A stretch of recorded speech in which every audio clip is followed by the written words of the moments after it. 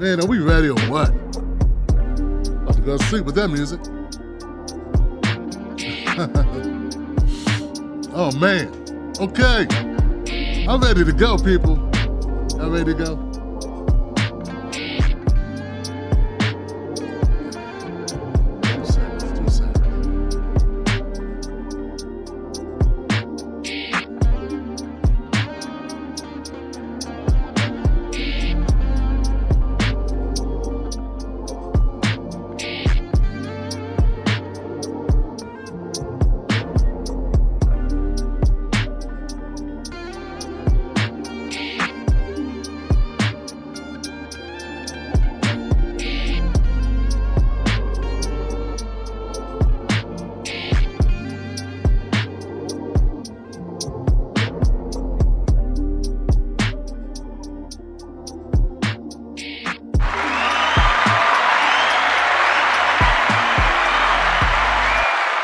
Yes. Okay. All right. Yeah. We are good. We are good to go. What's up, people? My name is Tim Black. Welcome to the Tim Black's Black Table on a Sunday. It's almost 8 o'clock. We got a lot of changes to the show, so I had to adapt. I want to say what's up to my people on YouTube, my people on Facebook, my people on... That's it. I'm not streaming anywhere else tonight. So what's up, guys? What's up, ladies and gentlemen? What's up, Wolfpack? What's up, Tim Black's VIP Circle? What is the goings-ons? What's up with your week? Was it good? Man, we in the house. We are in the house, folks. We are back. And I'm telling you guys, I got to step it up on putting out content. So I got a lot of fire up under me right now. Yes, a lot of fire up under me right now. So we got a lot of stories tonight. It's going to be wall-to-wall news, wall-to-wall coverage, wall-to-wall updates. So that's what we're going to get into. So I want to thank everybody that's a member of the show, everybody that supports the Tim Black Show. Thank you so much for doing that. And I want to welcome new viewers to the show. This is a politics, culture, very black, bliggity, black show with your man Tim Black putting it down here. And we're going to get into the show. Buck Bewley's in the house. Thank you, Buck. My VIPs are in the house. Katrina Watson, what's up? David's View, what's up? Mm-hmm. And my crew. Arlene Chambers is in the house as well. These are the VIPs, man. Thank you so much for supporting the channel, supporting what we do. And let me know that you care about it. Let me know that it's real to you. Thank you so much, guys. And check this out, guys. It's been a lot of things happening since we last spoke. So, a lot of things happening. I got so much content here. It's crazy. I want to get to this first, though, just because it's crazy. This is something. All right, so... Tim Black Wolfpack people, all my Tim Black VIPs, get ready, guys. Let's go. There was almost a catastrophe that happened. All right, in this Alaska Airlines. Okay, anybody heard this story? Alaska Airlines. It was almost a catastrophe when a co-pilot or a pilot that's actually a pilot who was taking one plane to get to another plane he was supposed to take out on the air. Okay, so that's the thing about it. This co-pilot by the name of Joseph David Emerson. He tried to crash the plane while it was in the air. Tries to crash the plane. He grabs the controls and tries to put it into a mode where the engines would shut off. It took them about 90 seconds to get this guy under control, get him out of the cockpit, because he was in the cockpit. So when you're a pilot and you're riding on these planes and you're like you're getting basically an Uber to your real job, they let you sit in the cockpit because they trust you. They trust you because you are a pilot for the airline. And what this guy do? He lost his marbles. He tries to grab the plane and tries to crash the plane. So it's a crazy thing, man. This is very, very horrifying what took place. Now, here's the thing. He almost succeeded. which is what's really freaking me out, is that this guy almost took the whole plane down. So there are controls that you can levers and safety mechanisms that if you enact them, the engines will stop even if you are in the air. I would really like to know what kind of plane is it that has such sophisticated gadgetry that you can cut off the engines in the air and the plane not know that it's flying. We got smartphones, but we got dumb planes. We got AI for everything, but the plane doesn't know it's in the air when this guy's cutting the engine? And anybody, any moron, any person, any person off their medication can grab controls and just cut the engines off in the air. So this is crazy. So once they subdue him, they take him out of the cockpit, thank God. They put him in another area, and what does he do? He tries to open up the doors and walk out in the sky, which we know will be a catastrophe in the air for the plane. So here it goes, guys. So there is a story. There's a reason why he did all this. He did all this because, well, he has problems. Lack of sleep and substance abuse. Emerson had reportedly not slept for 40 hours and had discussed using psychedelic mushrooms prior to the incident. Yeah, he was off the mushrooms, guys, and he was very tired. So he decided he would try to kill 81 people. Been charged with 81 counts of attempted murder, by the way. Actions on the flight. While sitting in the cockpit's jump seat, Emerson engaged in casual conversation with the pilots before allegedly attempting to activate the plane's emergency fire suppression system, which would have cut the fuel to the engines. The emergency landing. The flight originally en route from Everett, Washington to San Francisco was diverted to Portland, Oregon. That's where they took Emerson into custody. Actually, it wasn't 81 counts, it's 83 counts. Those extra 2 counts count because those are people's lives. So 83 counts of attempted murder. He appeared in court and pleaded not guilty. Through his attorney, he's awaiting a release hearing.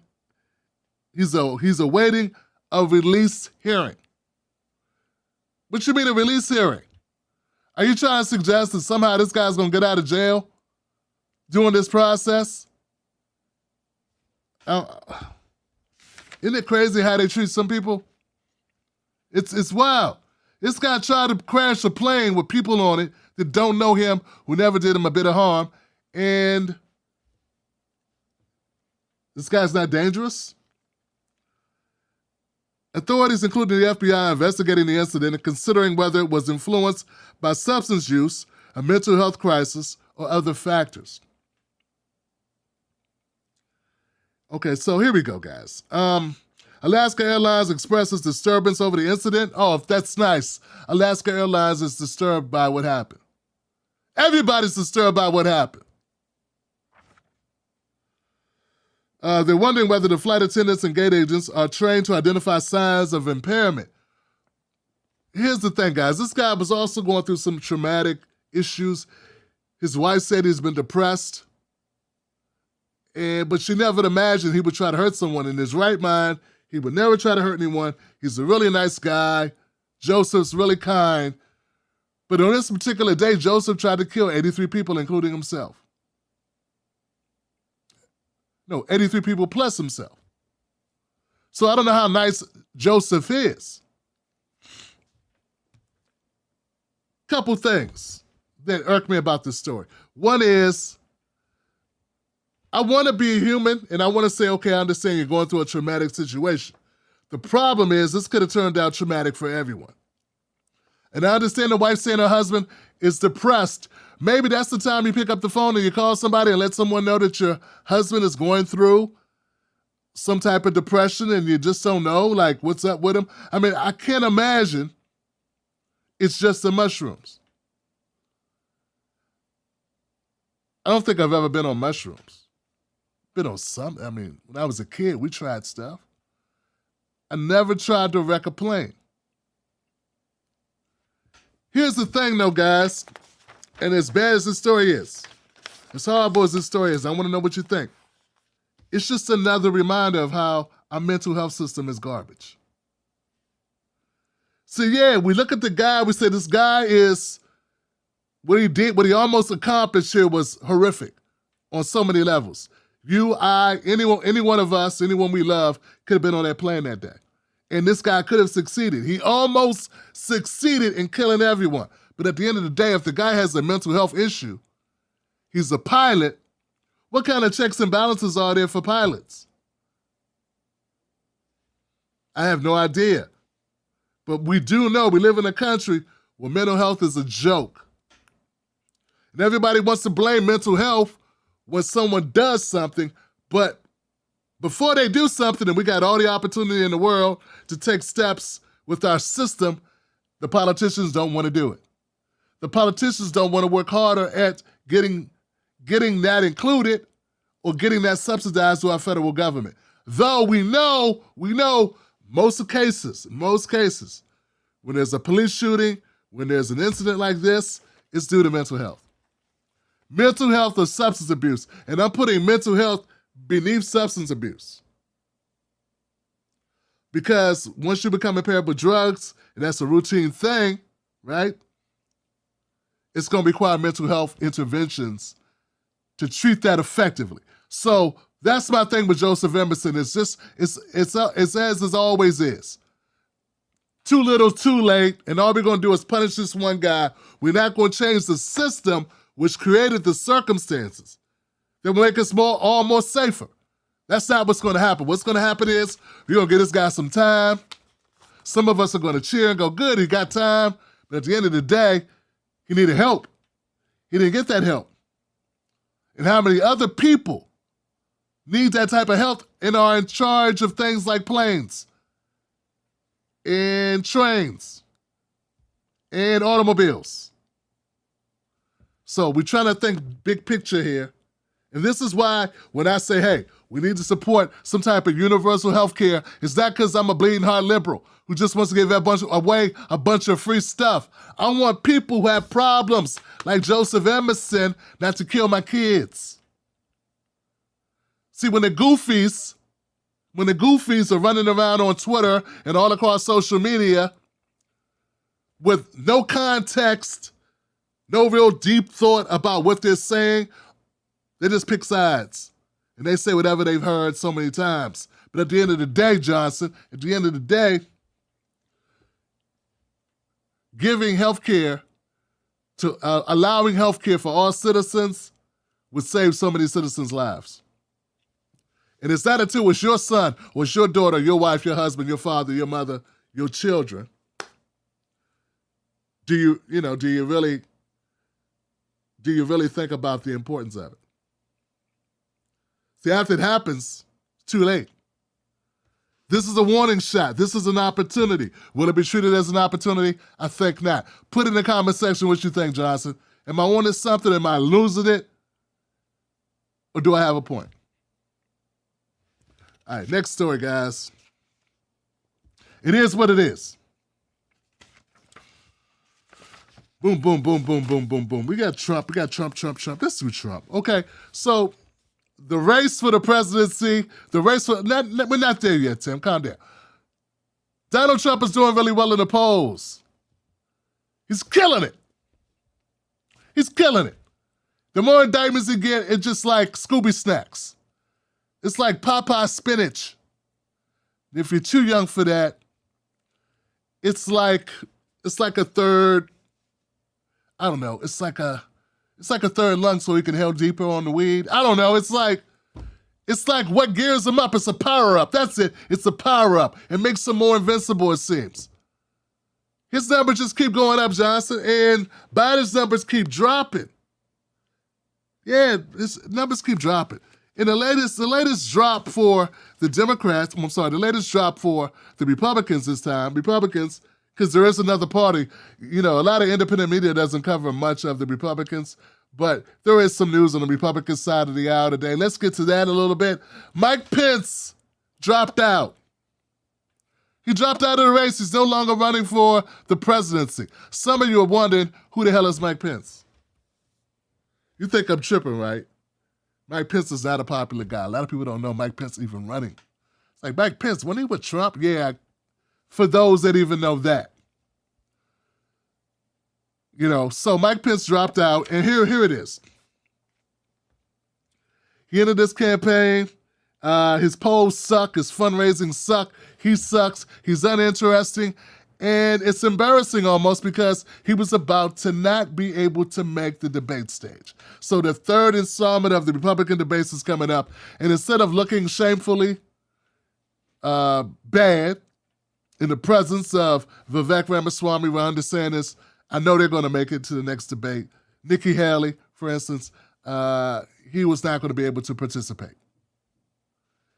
And to save face and also have an opportunity maybe to run in the future when there's less people running or less Trump, when there's no more Trump running, maybe he'd get a shot. So he decided to bow out of the race. Despite his efforts to connect with voters and clarify his actions on January 6th, people blamed him for that. Pence struggled to gain traction, even in states like Iowa, with demographics seemingly favorable to his political stance. So we got a lot of moderates in Iowa, moderate Republican-type folks. He was still polling so badly. None of it was working for him. His campaign finances had also reflected his struggles with a modest amount in the bank and growing debt. So he was underwater in so many ways, it was like a no-brainer, like, Pence, sit it down. Sit it down if you want any type of political future. And I try to tell people, man, being the vice president is a sucker's job. It's a thankless job. It doesn't have much power at all, except leading the Senate, a leader in the Senate maybe, as far as votes and be able to whip the votes and stuff. But at the end of the day, you get none of the credit for things when they go well. You get all the credit when things go bad. And you're like annihilated with no flavor. Or maybe like the gum when you first put in a Big Red, you chew on a Big Red, it's like, oh, I like this Big Red. Big Red tastes good, this hot cinnamon. This is good stuff. You ever had Big Red? Well, about 20 chews in, the cinnamon's gone. And you're still chewing. That's Mike Pence. Not only is that Mike Pence, that's every vice president that's ever been. Except for Dick Cheney. And Dick Cheney was a jackass. So, now Mike Pence says he's going to remain politically active. He's not through being milquetoast, advancing American freedom, he calls it. We call it being milquetoast, being a soft white supremacist. Oh, there goes those words. And he has a book scheduled for release next month. Not to be outdone. Not to be outdone, though, guys. I know you guys are going to run out and get the Mike Pence book, right? Can't wait to hear what Mike Pence has to say. Said no one, anytime, anywhere in the history of people. Now, no one cares about Mike Pence, man. Mike Pence is like, I don't know, man. I'm trying to think of a horrible actor. God, he's bad. No one's interested in Mike Pence. He's a what's that thing that non-player character or something? NPC. That's it. One of those people just walking around picking stuff up, putting it over there while you're playing your game. It's the guy in the background. That's Mike Pence. Not to be outdone, another Republican joined him. I can't remember who went first. But I want everyone to be prepared because I don't want anyone's feelings to be hurt. It's going to be a sudden shock to some of you. Larry Elder dropped out. Larry Elder drops out of the presidential race for the nomination for the Republican Party. And wow, who even knew Larry was running? Yeah, who knew Larry was running? I didn't know he was running for president. I thought he was running from black people. Yeah, man, running from the blacks. running from his own color. That's it, running from his own skin. Larry Elder, this guy's horrible, man. He dropped out because he just couldn't get any support. And this guy has a lot of name recognition. He's been having, imagine for 30 years, throwing black people under the bus and couldn't get on a single debate stage. Man, I know he just couldn't believe he couldn't get on that debate stage. He just sat back with great ways to throw black people under the bus. He had them all written down. He had that list of things to say about black people. If he just could have got the mic, if he'd have made one debate, he could have rose up in the rankings. Yeah, man, he's sitting back thinking, okay, Chicago and crime. Fatherlessness. Yeah, black people without fathers. That works good. The whites love when I say that. Actors and football players. Yeah, go after sports athletes. White people resent that black people are making money. This is good. Go after them, blame them for everything. And what else? Hip-hop. Gotta go after the hip-hop. So he had his list of, stuff to say at the debates. I know he sat back watching Tim Scott use his material. Oh, God, there you go. Using my thing. I was going to say that about slavery being a great training program. Gosh, man. Tim Scott's using all my material, him and Vivek. You know he was living. It's like, I'm the number one coon. What are you doing taking my spot? You're doing me right now. Get your own shtick, said Larry Elder. So anyway, Larry's a cautionary tale, man. Imagine for 30 years throwing black people under the bus, and then when your opportunity came, you couldn't get on the stage to do it in front of the whole world like you wanted. So anyway. Hey, man, look.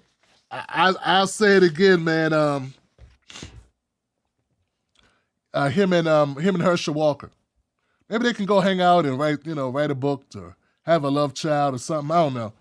Go do something together. Go do something together that's constructive.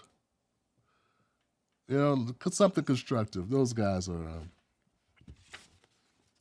Larry Elder, y'all. Larry Elder. Larry Elder's probably somewhere Larry Eldering, but it won't be on the debate stage, that's for damn sure. And it will not be in the primaries. That's right. He's out of there. And but he did something on his way out the door that's interesting for folks. And I know you didn't see it coming. He endorsed Trump. Yeah, he endorsed Donald Trump. And look, come on, what else was he going to do? He's got to have some type of job security. So, and Trump made comments about it. So Trump was in a rally. He's been doing a lot of rallies, by the way. Trump has never stopped. This is one of the reasons why his numbers keep going up and up. He's killing it. He's like lapping anybody else in the Republican field. It's because Trump stays on the road. He was in Nevada, and he criticized Joe Biden during his speech. He made fun of President Joe Biden's physical mishaps, particularly focusing on instances where Biden tripped while boarding or disembarking the presidential plane. Trump suggested that Biden now uses a simpler set of stairs. A simpler set of stairs. That's harsh, man. How hard can stairs be? One's higher than the other. I thought all stairs were the same, right?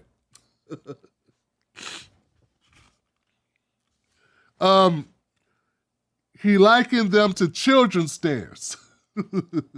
He also engaged the audience in choosing a derogatory term for Biden, ultimately deciding on Crooked Joe. Come on, see, now you're just phoning it in, Trump. It's Crooked Hillary. Now it's Crooked Joe. I thought it was Sleepy Joe. That wasn't all. Trump also set his sights on Nikki Haley. Trump derided Nikki Haley, former ambassador to the United Nations and South Carolina governor. He called her bird brain. He criticized her for running against him despite previously stating she would support his presidential bid. Yeah, they're all opportunistic jackasses, man.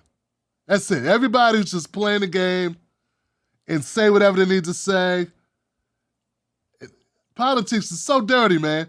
So now she hates him But before, she was like, that's my guy. Because she's so popular, you don't want to attack him. You want to stay on his good side. And now I guess that's over. Remarks on DeSantis. Trump acknowledged Governor DeSantis as a formidable opponent, though he claimed DeSantis is far, far behind him in the polls. Too fars. Far, far behind him in the polls. Trump described DeSantis' campaign as dropping like a falling bird. Drop like a rock. He also revealed that his campaign was ready to attack DeSantis as soon as there was an indication he would run. So they saw DeSantis doing this thing over there in Florida, and they said, yeah, time to go get him.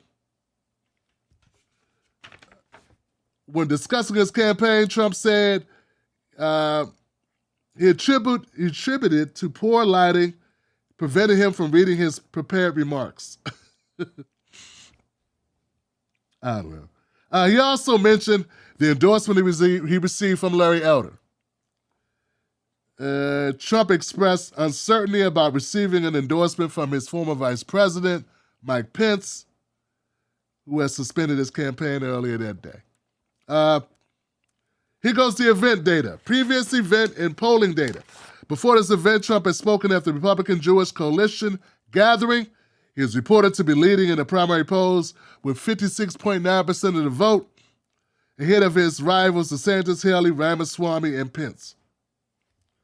Trump used this event to assert his dominance on the field and to do a victory lap and make fun of them. You know, you don't have to be a Trump supporter to marvel at his ability to cater to his audience. I mean, think about it. Who's Biden catering to?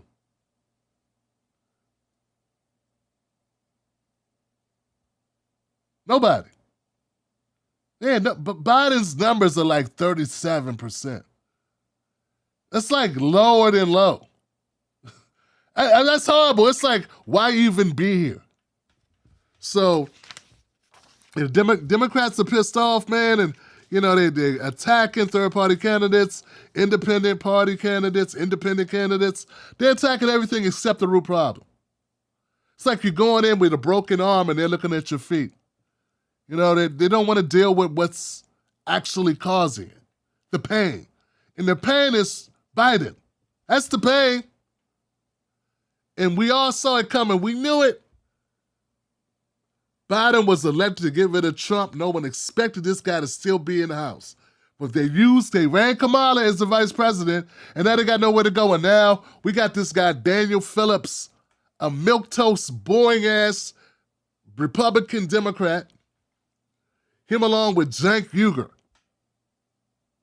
And on a side note, guys, these two guys running against Biden, why am I not hearing as much pushback? Why isn't anyone saying that they're endangering democracy? That they're betraying the country? Why isn't anyone going up to Dean Phillips, what's his name? Daniel Dean? I don't know his name. I'm getting them mixed up with other milquetoast people. Why is no one going up to him and saying, hey, you're ruining the country. You're selling this all out. No, because they only do that for certain candidates that actually have something. Like RFK or Dr. Cornel West.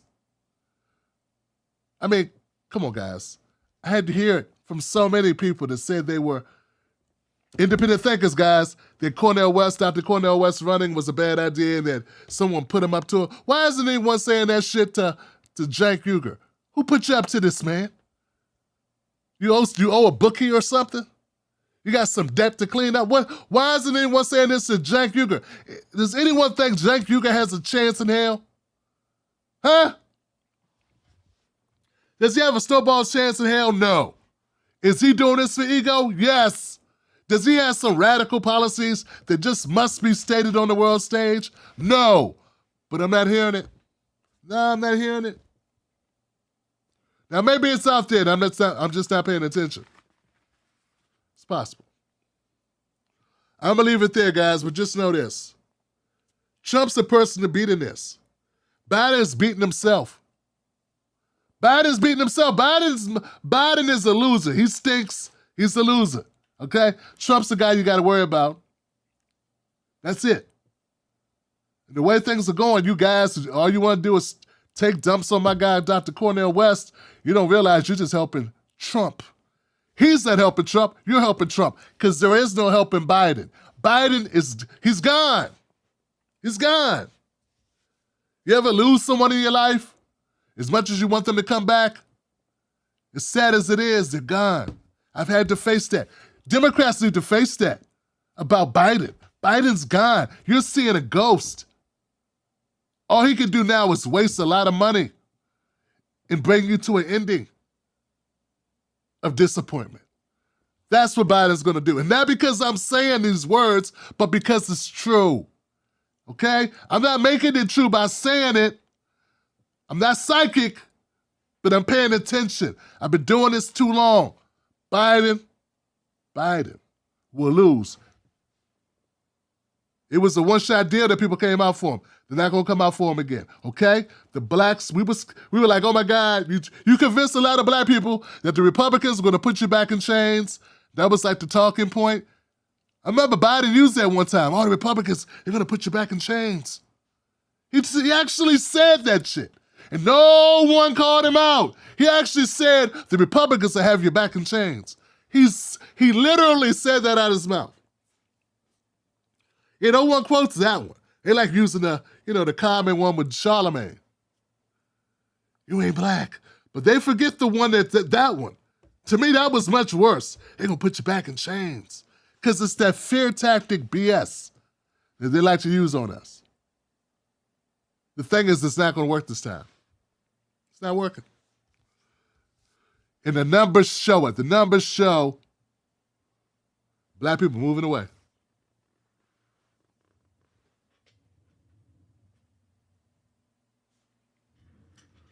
Black people are moving away.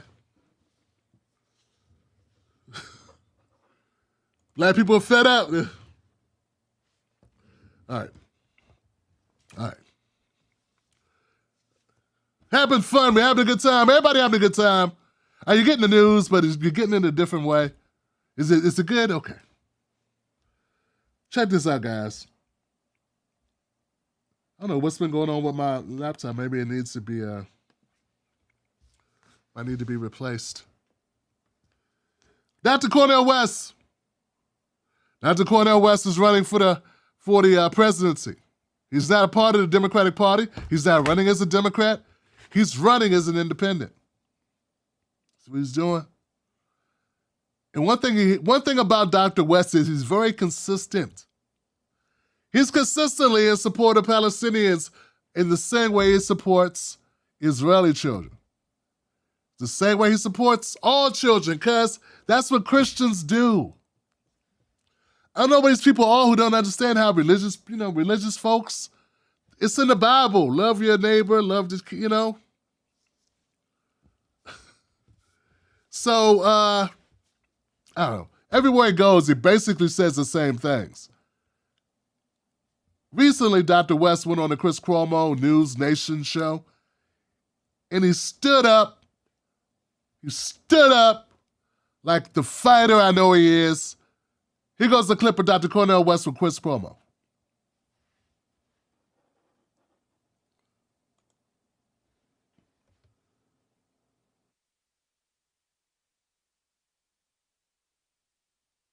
Terrorism is defined by killing innocent people and terrorizing people. Yes. The Israeli Defense Forces have done it.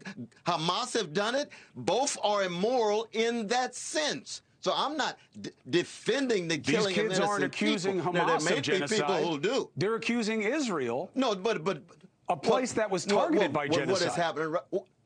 No, but what is happening right now, brother? And let us be honest. If there were a Palestinian occupation of Jews, if Jews were in Gaza and Palestinians cut off water, food, electricity, bombing and killed 2,300 precious Jewish babies, which side would the American government be on? Which side would the American press be on? It would be completely different.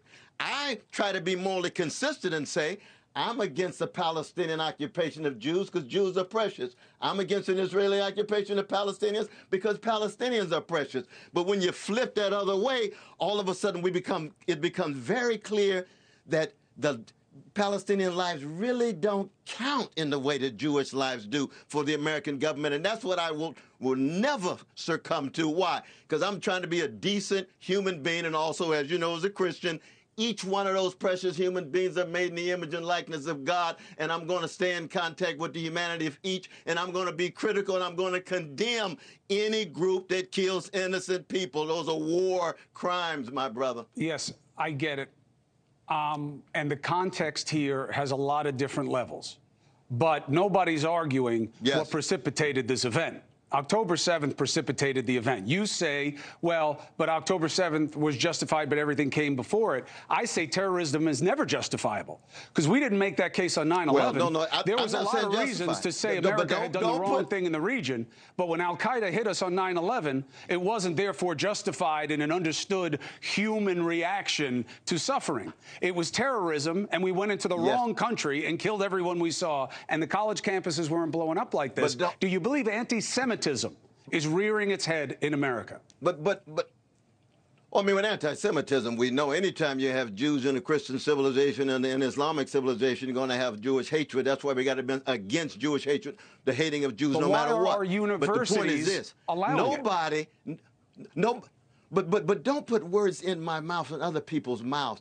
When we talk about precious Palestinian humanity, precious Palestinian resistance. There has been nonviolent forms of resistance, and the Israeli Defense Forces shot them down, my brother. Martin Luther King's spirit was invoked. We tried to promote that. They shot them down. What did South Africa do when they shot them down? What did Nelson Mandela do? He formed a guerrilla group, but what did he do? He attacked only military sites. He didn't rip the breasts off women and mutilate babies and rape old women until he broke their bones. That's right. That's right. That's exactly right. That's the difference between the ANC and Hamas. And Hamas, like any other group, I'm not targeting Hamas at all, and I'm not justifying Hamas. But what I'm trying to do is this. I'm trying to get people to say that if you're really concerned about the violence across the board and the barbarity across the board, you're going to have to understand the history of the vicious, ugly, atrocious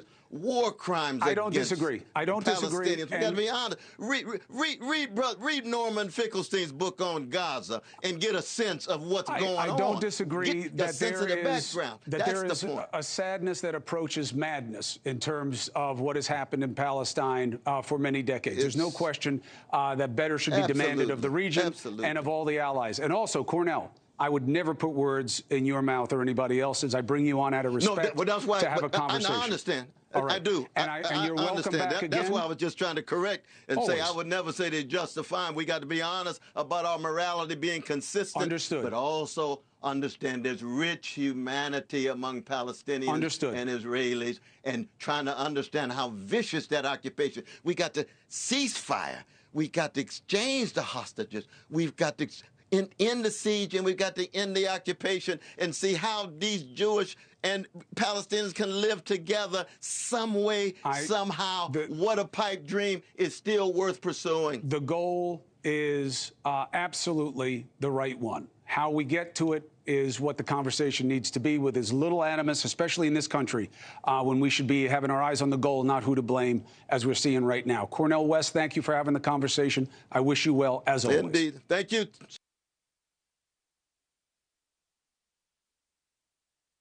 All right. All right.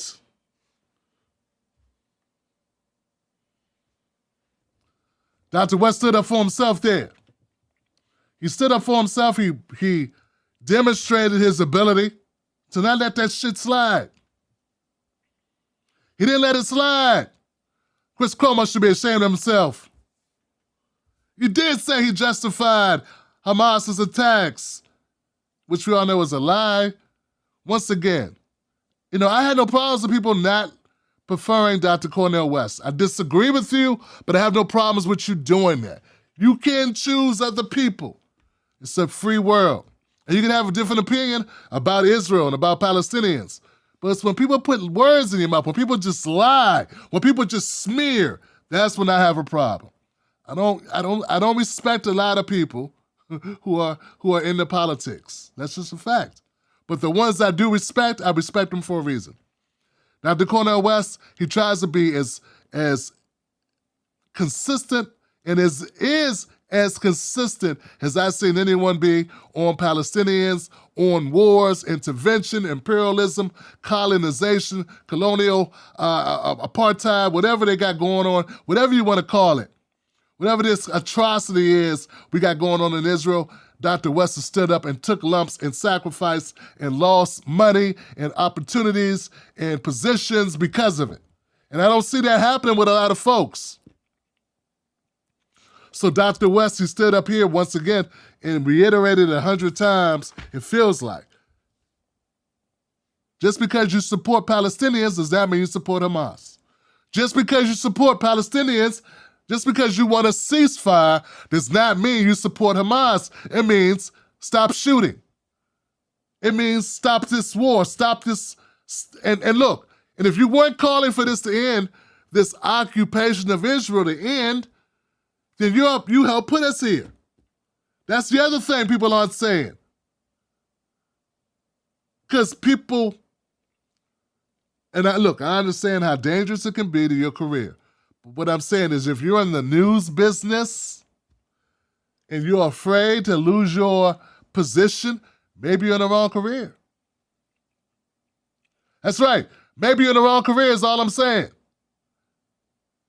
See, the problem we have in America, and the problem we have with independent media, and the problem we got with corporate media is everyone's got a microphone, but only very few of us have what's called a backbone. So whether it's the IDF or Hamas, when you target innocent people, when you kill innocent people, that's called what? It's called a war crime, no matter who's doing it. That's a war crime. But what happens to people like Chris Cuomo and so many others who are even worse than Chris Cuomo on this? They want to frame it as if there's only one group that's killing innocent people, and we know, just all we got to do is look at the numbers. So the latest trick that they're doing now is they're saying the numbers aren't correct. The numbers are suspect. Yeah, that's Joe Biden's way, and we all know Joe Biden ain't running anything. Joe Biden's taking marching orders, okay? But that's their latest tactic is to say, no, it's not really that many children being killed. It's not 4,000, it's 2,000. You hear how sadistic these people are? And right now, they're still bombing Gaza. Not Hamas, they're bombing Gaza. I said last week, guys, and if you missed it, look, there are horrible people in our country. America has gangs in every state, in every city. They're called cops. We got Klan, Nazis. We got all types of people in every city, in every state in this country. I've never heard anybody say, oh, I know a way to get rid of them. Let's bomb Kentucky. Let's bomb Alabama. Let's bomb Mississippi. No, that's not our solution. So why is that a reasonable, feasible solution in Gaza?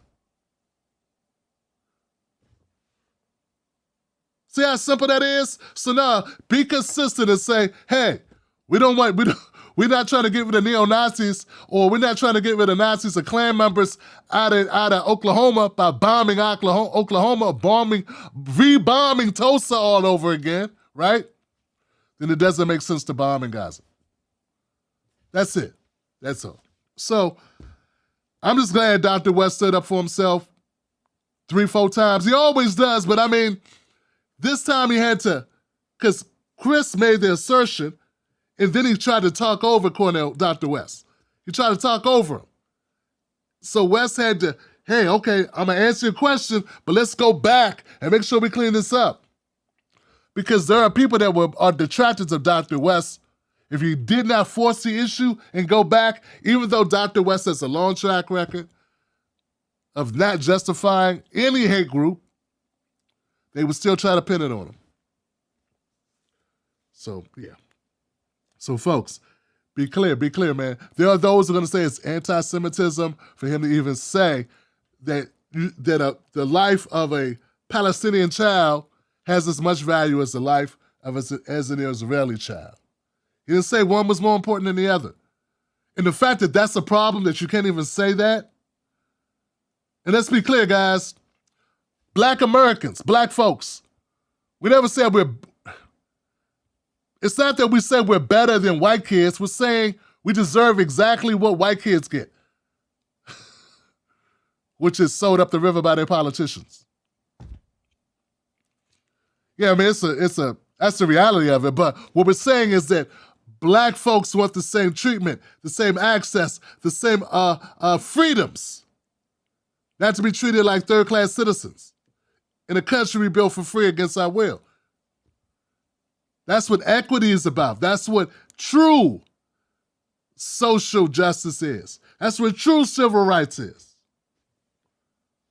So anyway, the only thing I will say that Chris Cuomo at the end, he let Dr. West finish it out. He let Dr. West correct the record, so I'll give him props for that. But Chris, in the future, man, don't talk over Dr. West like that. You're better than that. You're better than that, Cuomo. They want to do a hit job on Dr. West's integrity. Let them do it. Don't you be a conduit for that type of dastardly BS, okay? Don't you be underhanded like that. Let them do it. I know they're going to continue to do that. Because when Dr. West, they haven't even seen Dr. West really do his thing. And I know it's a lot of chittering and chattering about, the campaign this, the campaign that. When Dr. West is out on a stump, and this is what I want to see more of, when Dr. West is out on the stump, when Dr. West is in front of people, that's where he's his most dangerous to the establishment, to the system. Like this.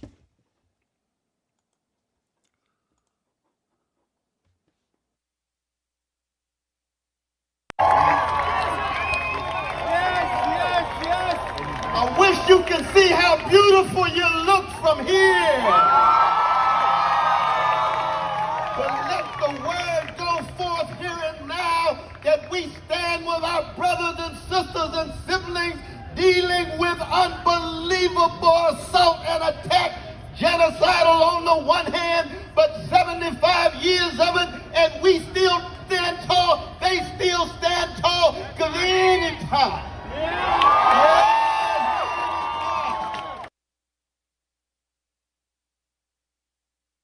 There it is.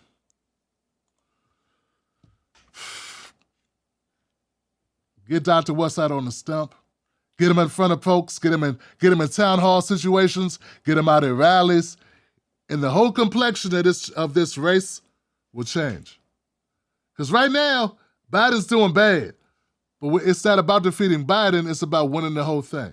And I still believe that Dr. West could do it. They said Trump couldn't do it, and he did it. They said Obama couldn't do it, and he did it. You always got a puncher's chance when you got an order like Dr. Cornel West. So let's keep going, guys. Let's keep going. All right, let's keep going. All right, you guys with me? We got a couple more stories to get to. I guess this next segue makes sense. So media trust is in the toilet. Yeah, most Americans do not trust their media. They do not trust corporate media at all. There's a new polling out. Trust in media matches lowest historical reading. The poll came from Gallup. The amount of Americans who say they trust the media to report the news fairly and accurately has reached a new low, according to the poll released on Thursday.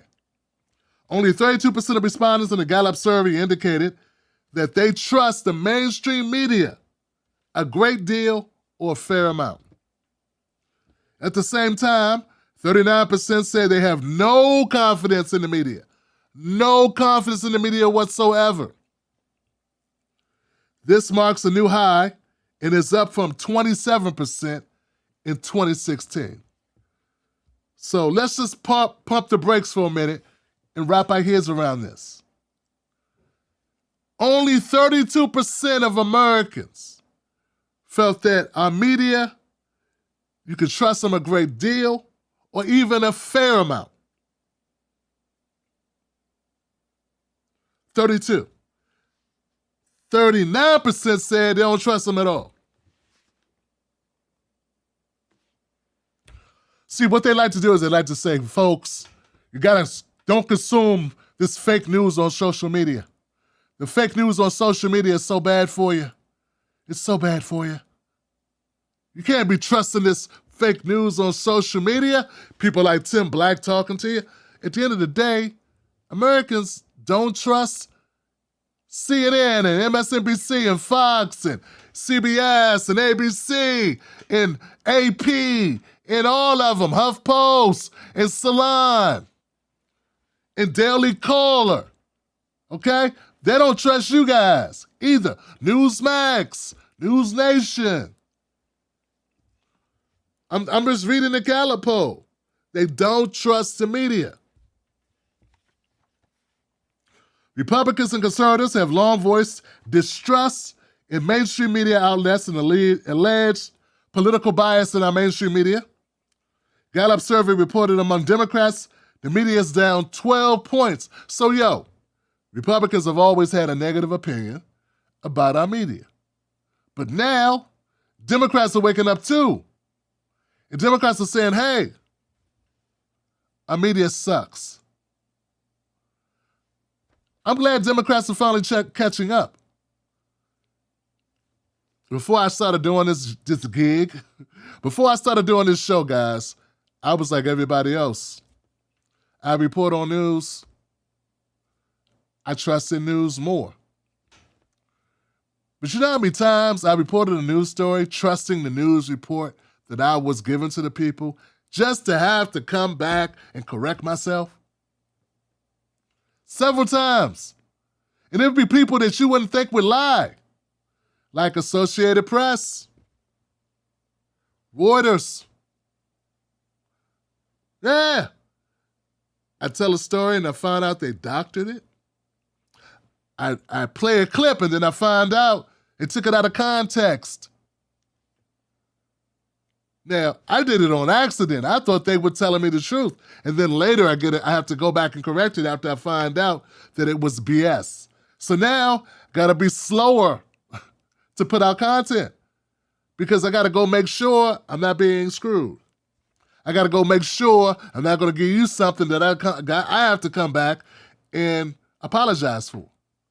So that's why sometimes I'm a little bit slower now because I now realize you can't trust them.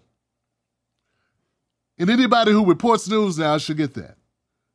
Okay, it's common knowledge now. When we're talking 10 years ago, people didn't feel this badly. Even in this poll, it's down 12 points for Democrats since 2016. That's about the time I realized it. 2016, 2015. 2016, it matters because this is the only time in recent history that trust has fallen to 32% or less. Let's think about all the times media has lied about stuff, all the things that they've covered up. The Ali North trials, all the COINTELPRO nonsense, all the shit that went on in the 60s. When all that stuff blew up, and it came out that we were funding Contra rebels, selling drugs to our own people. We were bringing drugs in to sell in the neighborhoods, the black community. America did that. It came out. Still, more people trusted the media, right? Well, now things are different.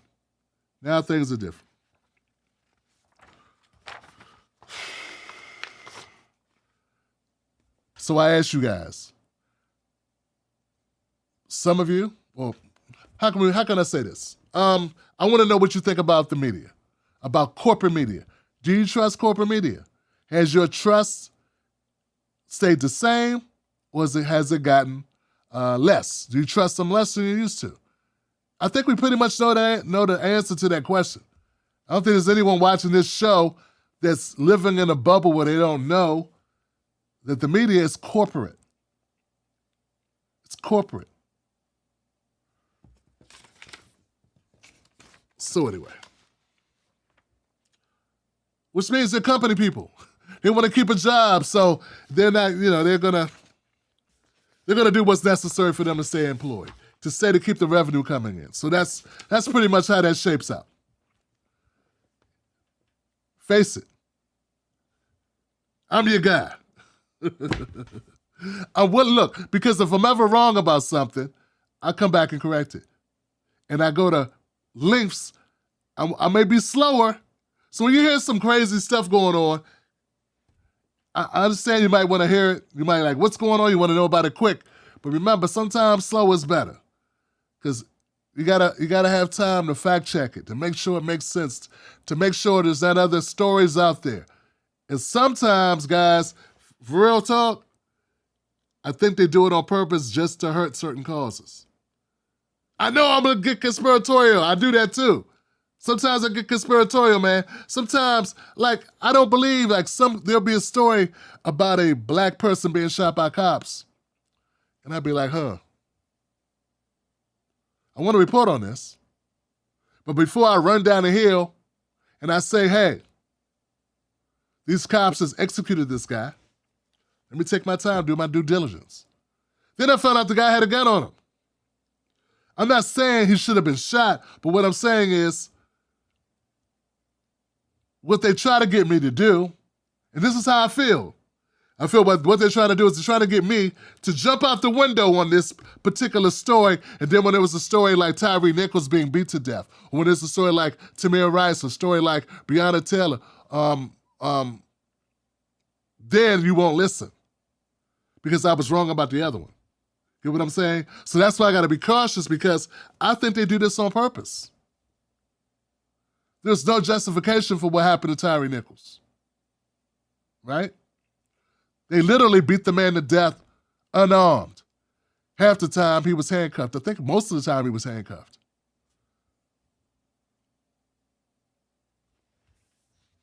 All right, I'm going to go. I got more stories to get to. But since we're being very serious and very heavy right now,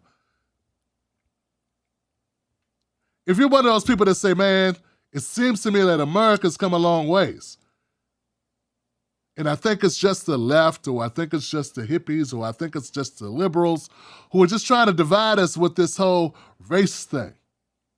Yeah, sometimes I've heard some folks say it. I think they need to really check themselves.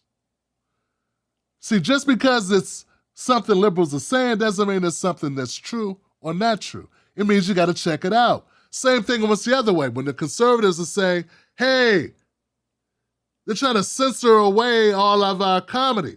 They're trying to make it so we can't tell a joke. Don't just dismiss it. Look into it. What I'm saying is, either side can be right and either side can be wrong. And once you know that, and once you're open-minded enough to realize that, then we got an opportunity. Then we're on the right track.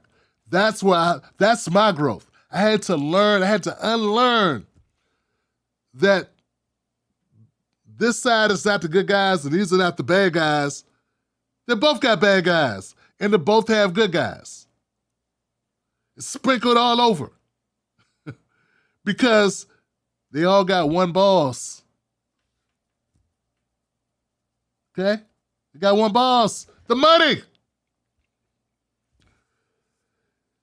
But here goes some real facts for you. The racial inclusiveness. Racial inclusion. America's ranking of racial inclusion. Really low. Really low. The United States ranks 118th in the world for racial inclusion.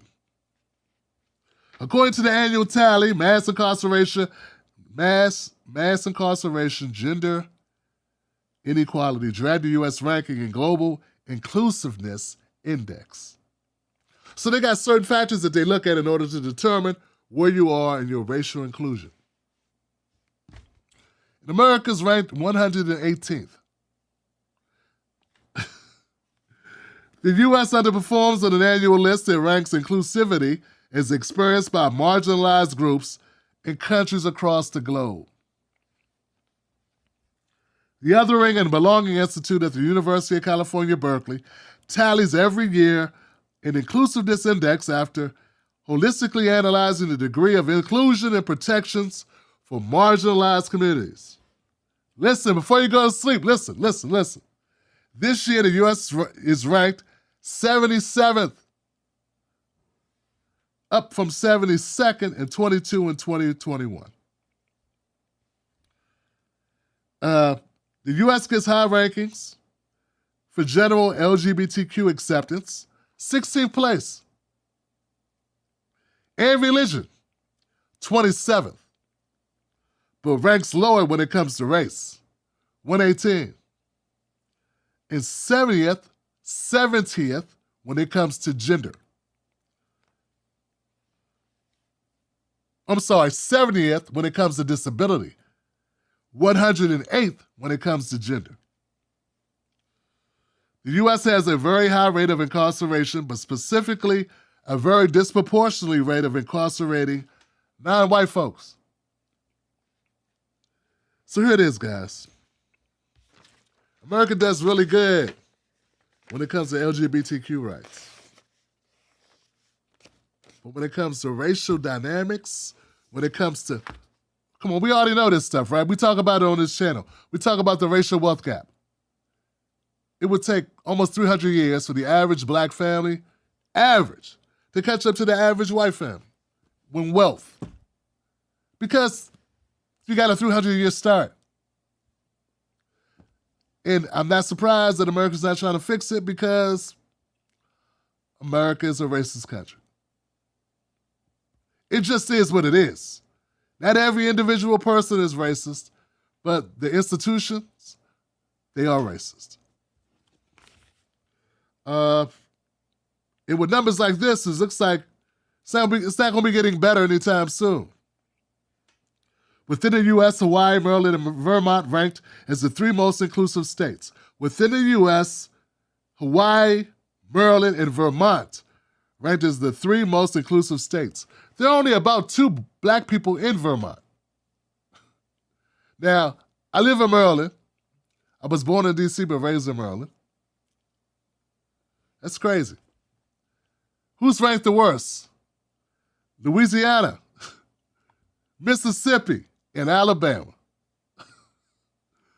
Who's surprised? These are also the states that did the most lynching.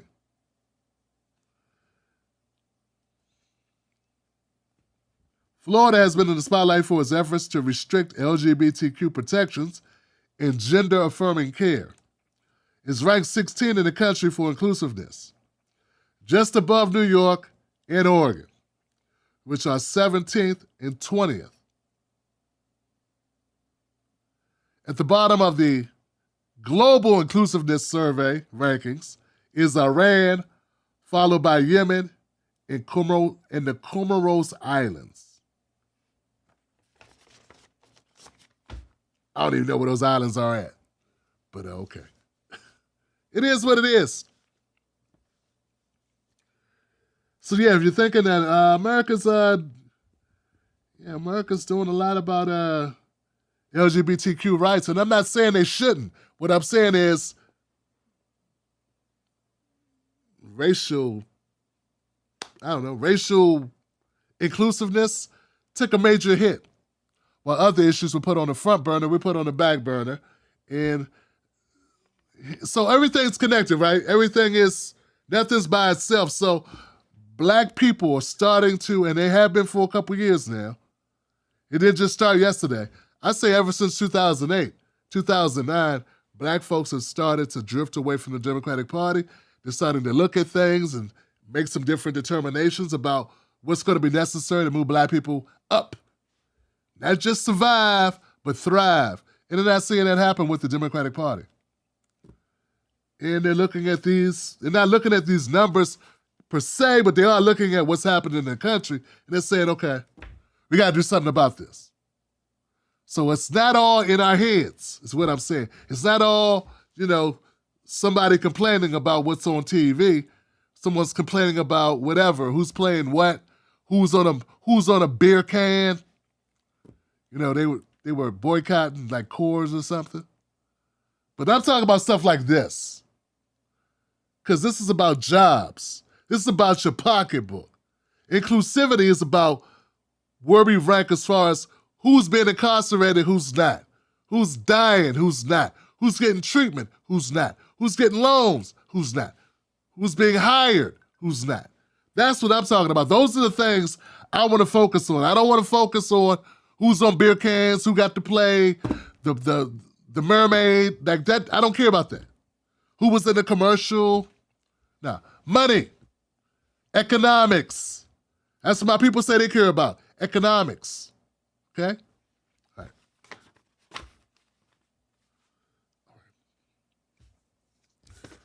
Speaking of economics,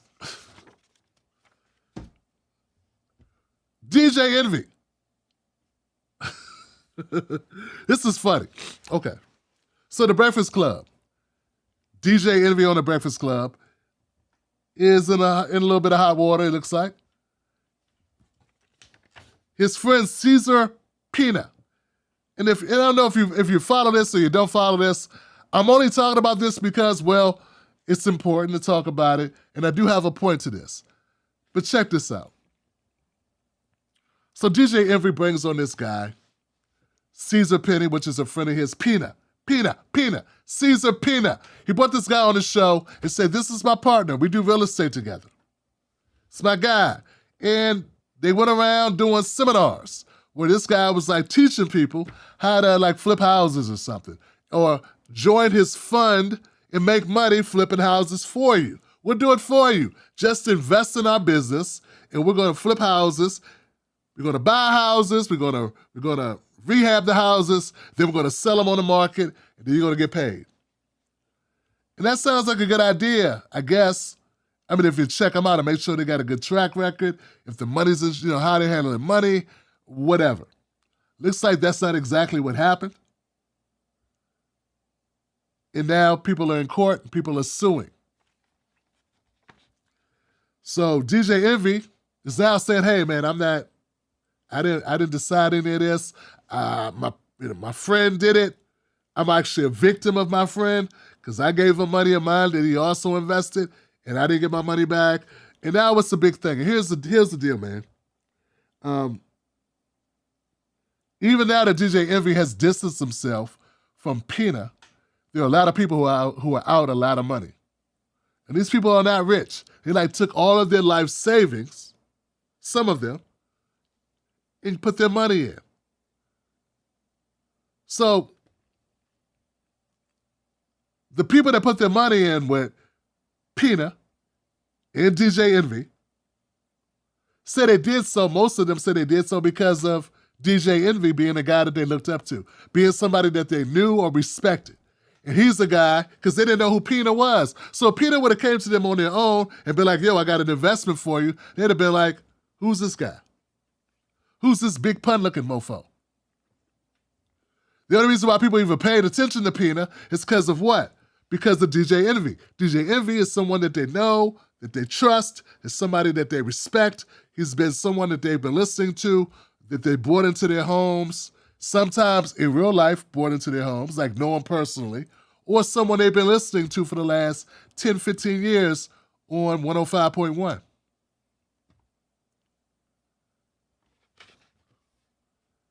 But DJ Envy's saying, hey, I'm not responsible. So here's my point here, guys.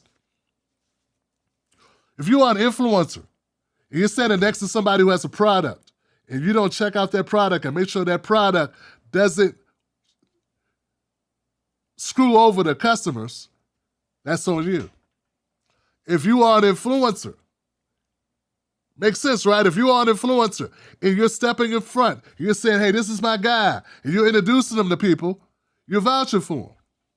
Now, I don't know if that's a contract or not, but it appears that way to the people looking. So I don't understand how DJ Envy is now saying he's just a victim.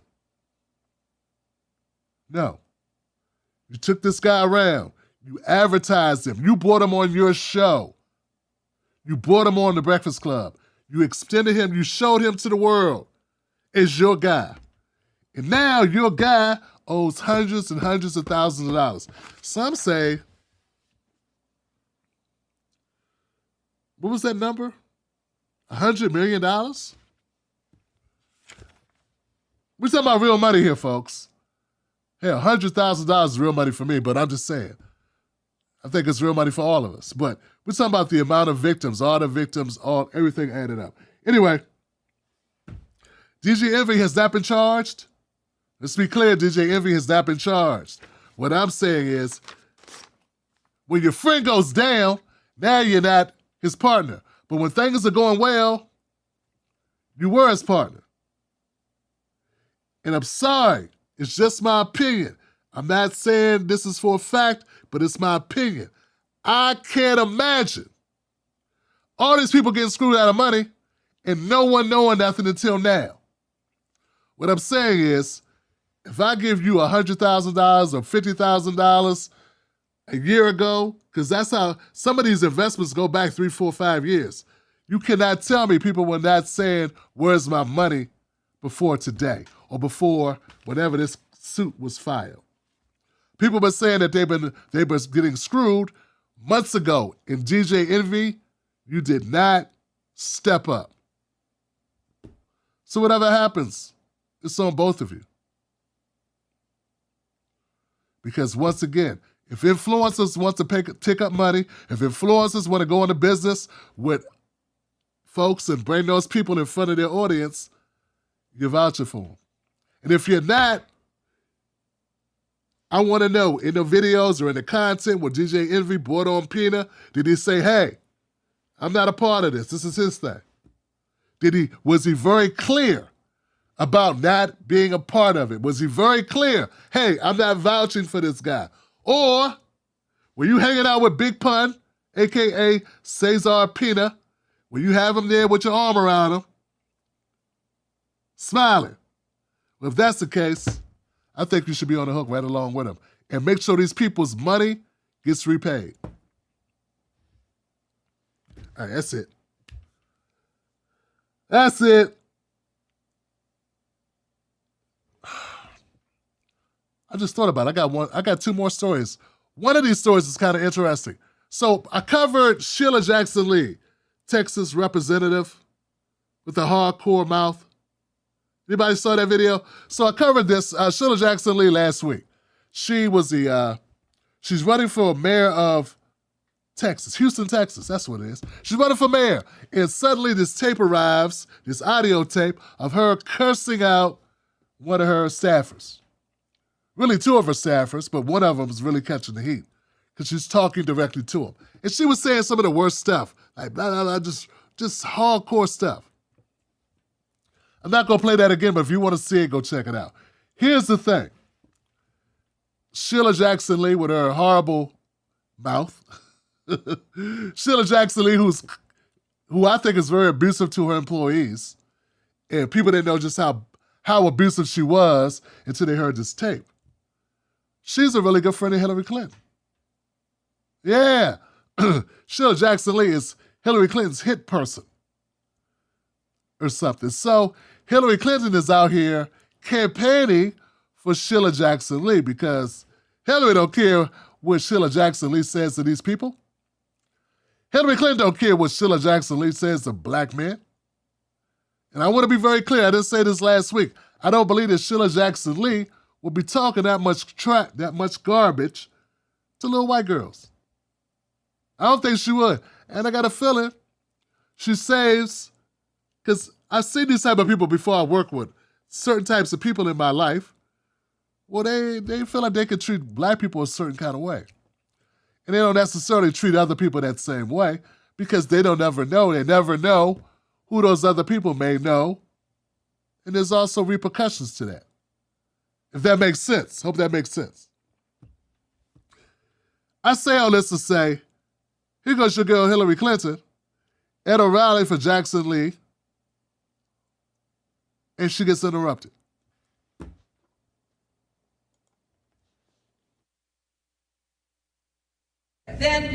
somebody who's going to get up every day. Hey, Hillary, why'd your husband visit Epstein Island 26 times?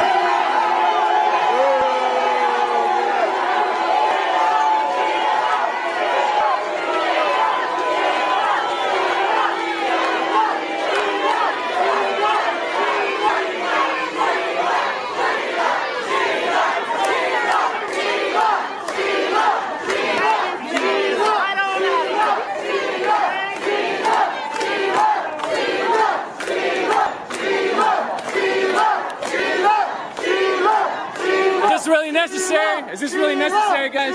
Is this really necessary? Is this really necessary, sir? Hey, is this necessary, officer? You guys are dragging a grown man. Is this necessary? Seriously, come on. Hey, is this necessary, guys?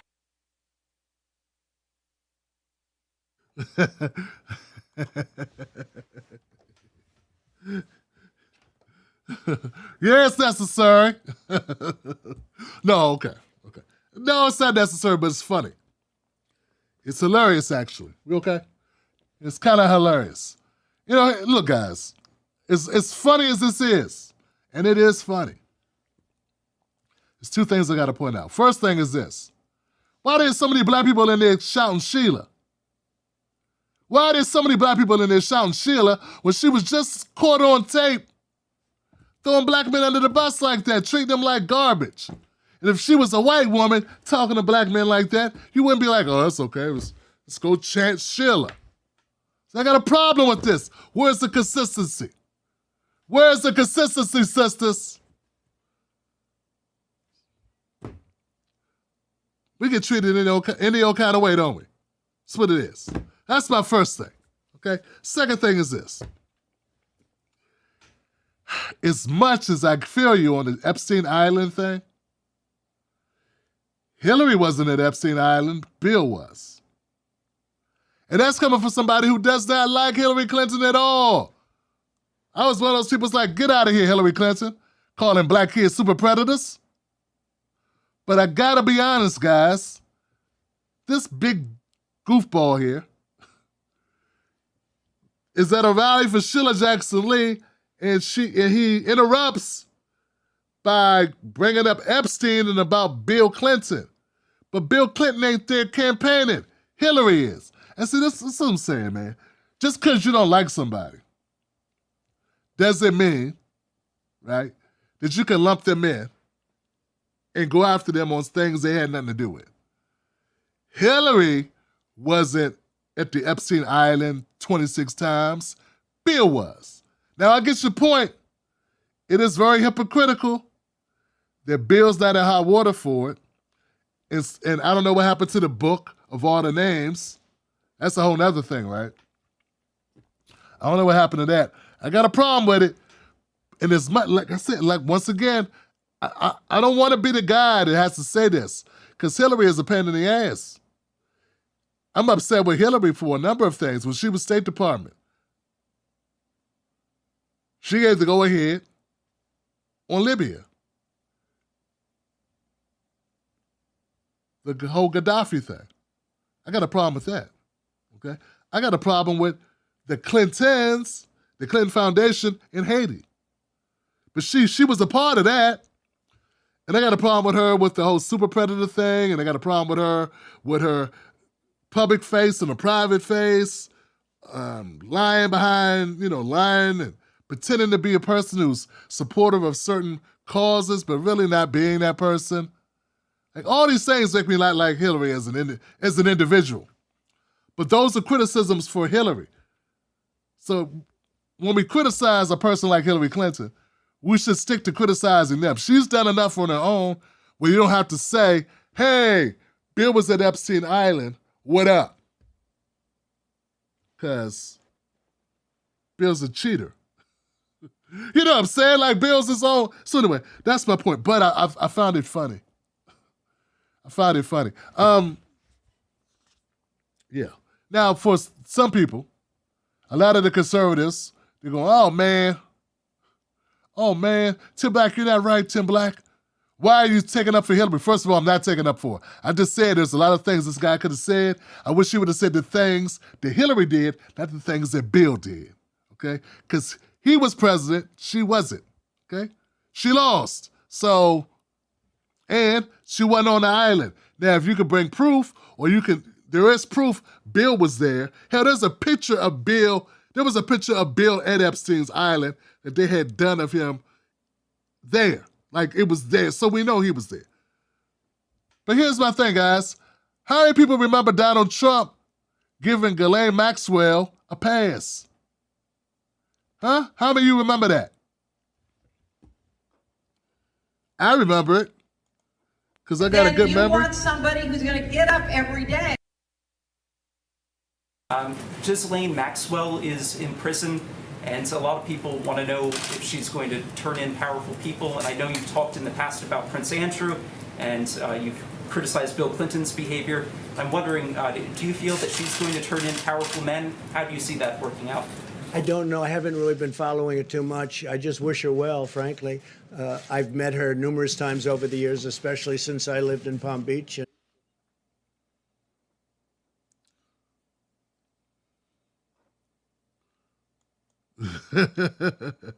Yeah. Thought that was kind of interesting. No, so this is what I don't like, right? Like I said, Trump's a funny guy at times, right? But he's also a hypocrite. Ghislaine Maxwell is just as bad as Epstein. She was grooming the girls that Epstein was taking to the island.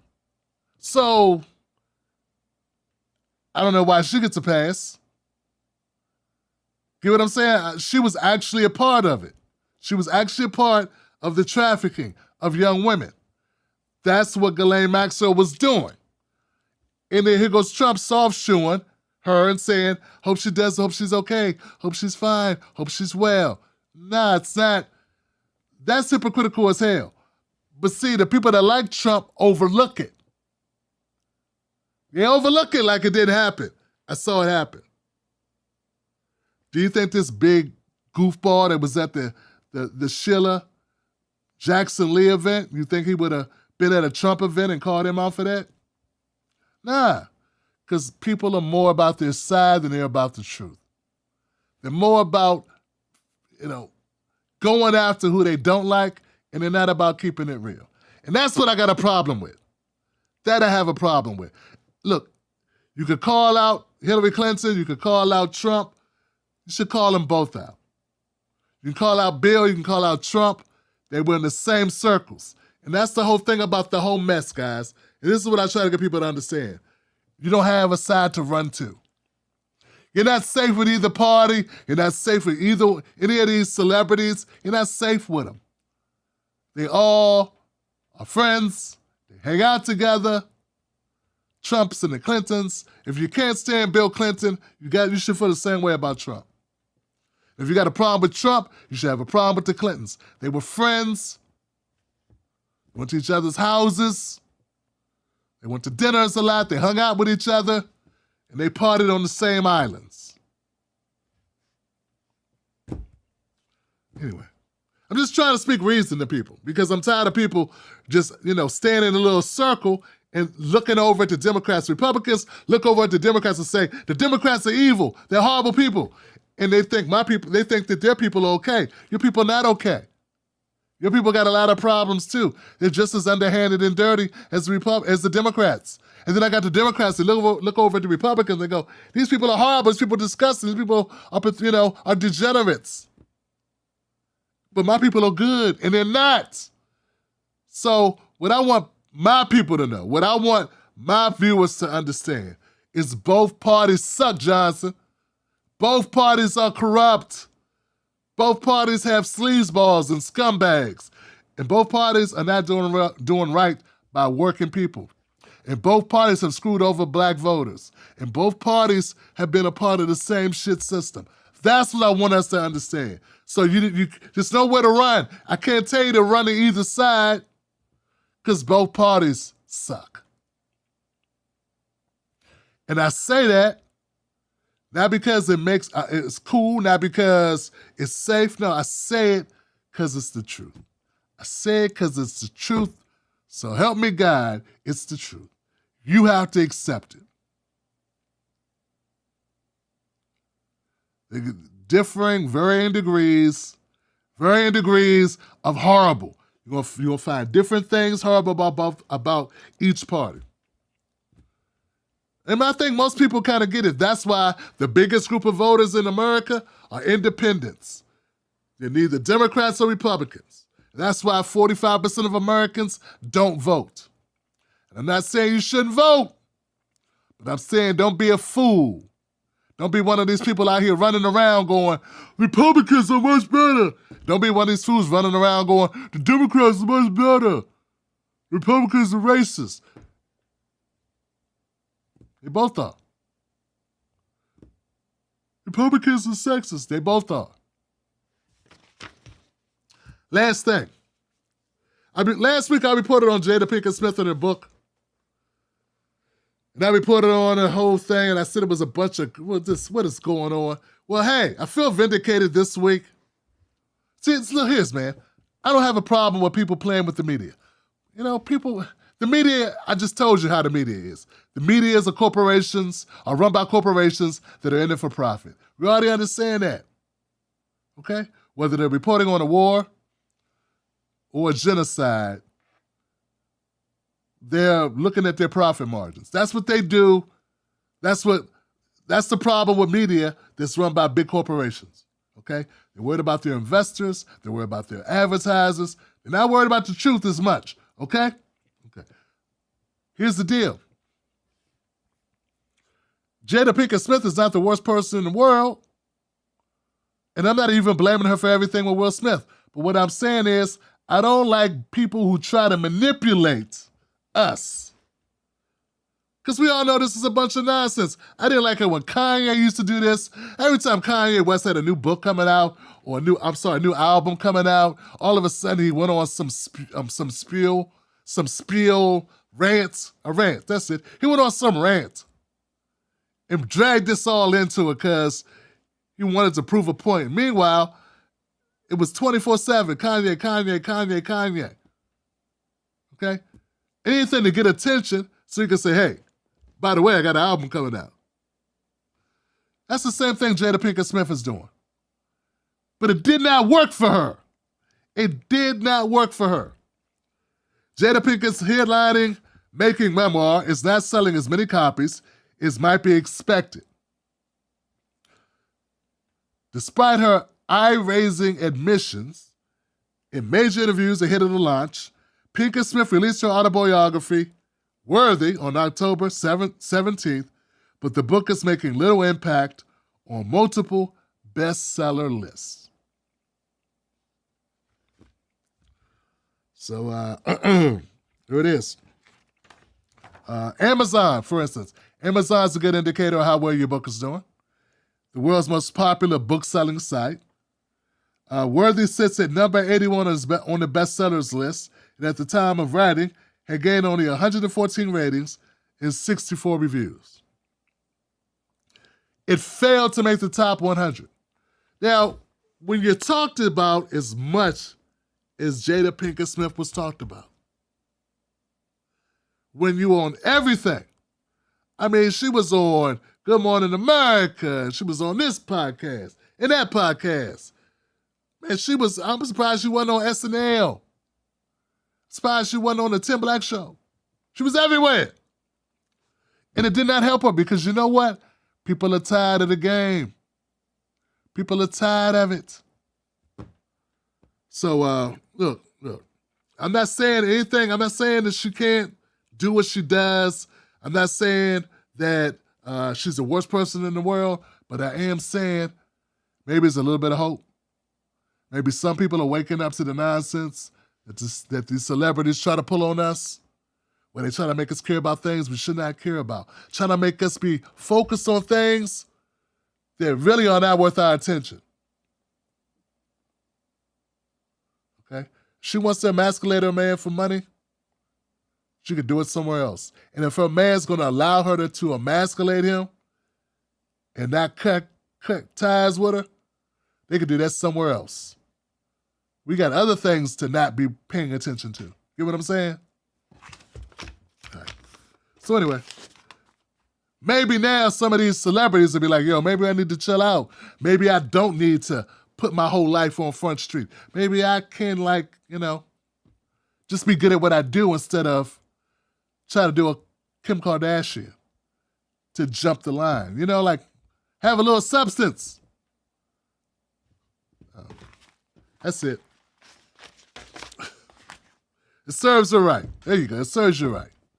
All right, guys. My name is Tim Black. This has been the Tim Black's Black Table. You know how to reach us. We're at join Tim Black to become a member of the show. If you watch this, you say, hey, go ahead, Tim Black. I like what you're doing. Become a member. If it's only $5 a month, start you out. Become a VIP of this show. And remember, like I always say, don't let nobody take your cornbread. And when they say Tim Black, that guy, I think I've seen this show before. He's loud. He's mean. He's crazy. Just tell him. It's a new day. All right, guys. Let's go to comments real quick, guys. My bad. Uli in the house. Thank you, Uli. Thank you, Uli. I appreciate you. Ramona Lawson. Tim Nichols. Katrina Watson, once again. My crew, Buck, thank you for moderating. You and Uli, thank you for moderating the show. Patty P in the house. Patty P. Davis View in the house. You guys hung around. I appreciate you. Yeah. Now remember, guys, come back through. Christopher Walker. Thank you, Christopher Walker. Another VIP in the house. Wednesdays at 8 p.m. Eastern Standard Time. The Tim Black Show is back, and I'm going to be covering more content, more stories on that show. The object is to cover more news. I think I could go harder. So it's time to go harder, put out more content, put out more news, more topics. So all the stuff that, if there's a story that's out there that you want me to cover, please send it to me. It would be helpful. Send it to tim@timblacktv.com and help us put this content out. Your ideas matter to us. Wednesdays at 8 p.m., that's the Tim Black Show.